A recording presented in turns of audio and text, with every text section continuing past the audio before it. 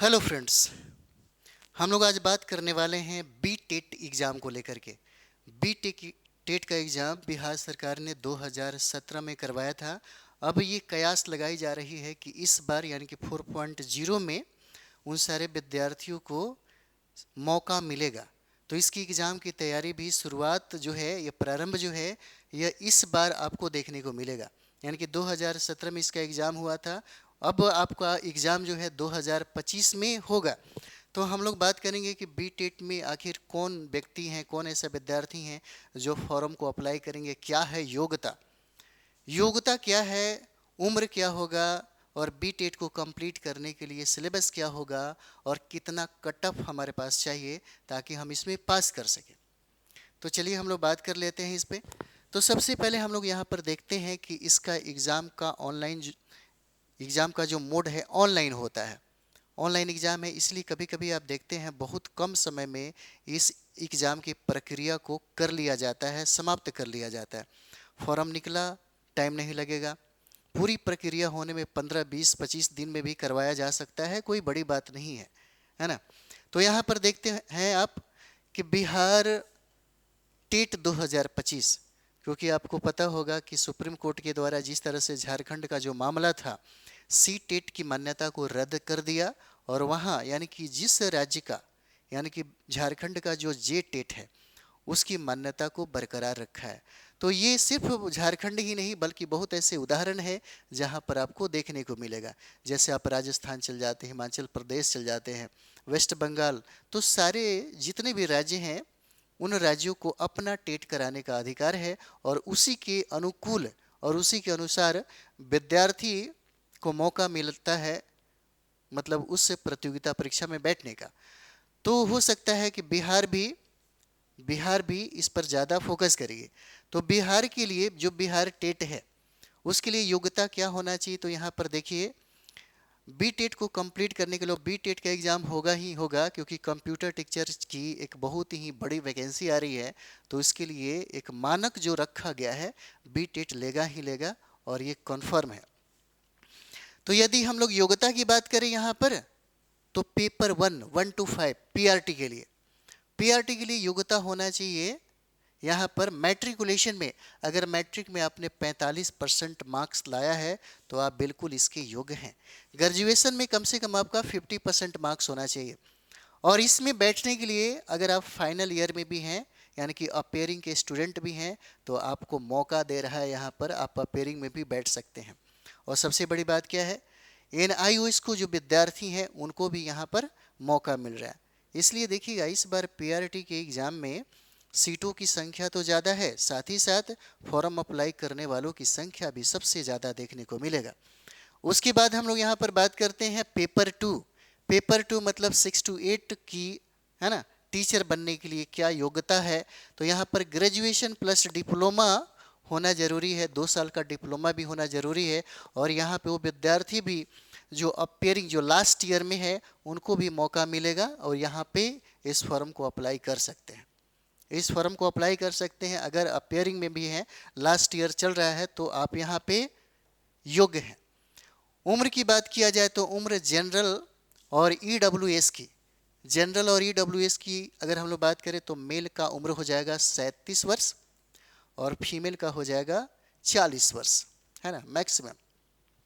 यानी कि जनरल और ईडब्ल्यूएस में मेल का 37 वर्ष है और फीमेल का 40 वर्ष है।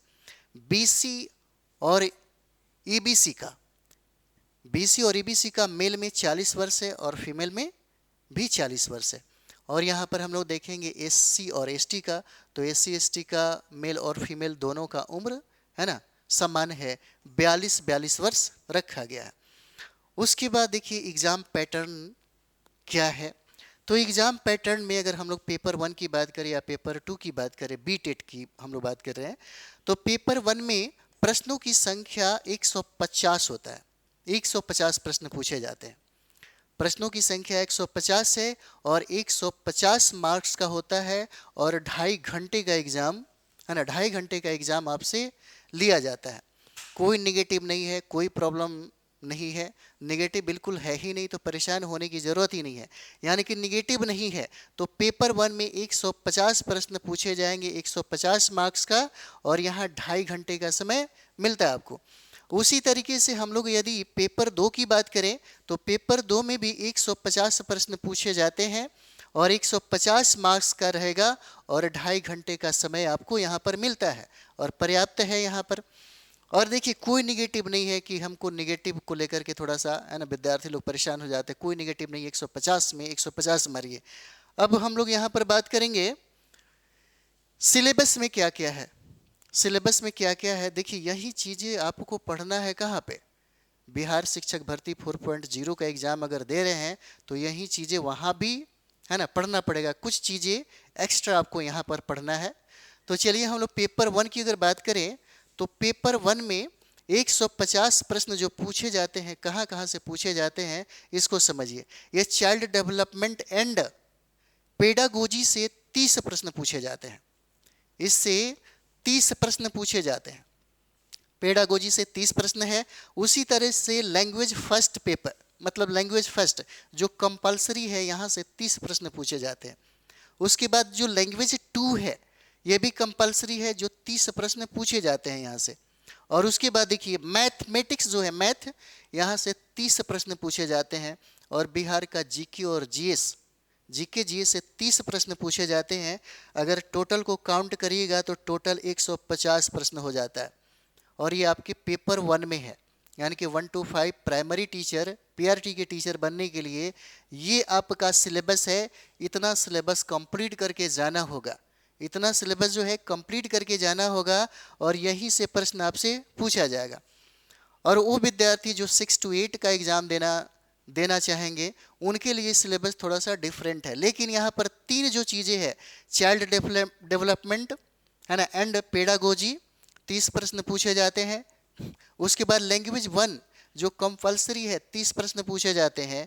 और यहाँ पे लैंग्वेज 2 जो कंपलसरी है 30 प्रश्न पूछे जाते हैं। उनके लिए नया क्या है, तो यहाँ पर देखिए जिस पेपर से वो एग्ज़ाम देंगे, पार्ट मतलब पेपर 2 का जिस पेपर से एग्ज़ाम देंगे, जैसे मैथ साइंस से, तो मैथ साइंस से उनको 60 प्रश्न मिलेगा, 60 प्रश्न वहाँ पे बनाना होगा। अगर कंप्यूटर टीचर से एग्ज़ाम देना है तो कंप्यूटर टीचर का 60 प्रश्न मिलेगा। यदि सोशल साइंस एसएसटी का एग्ज़ाम देना है तो यहाँ से 60 प्रश्न पूछा जाता है। इस तरीके से टोटल प्रश्नों की संख्या कितना हो जाएगा, 150 हो जाएगा। सिंपल है ना, 150 हो जाएगा।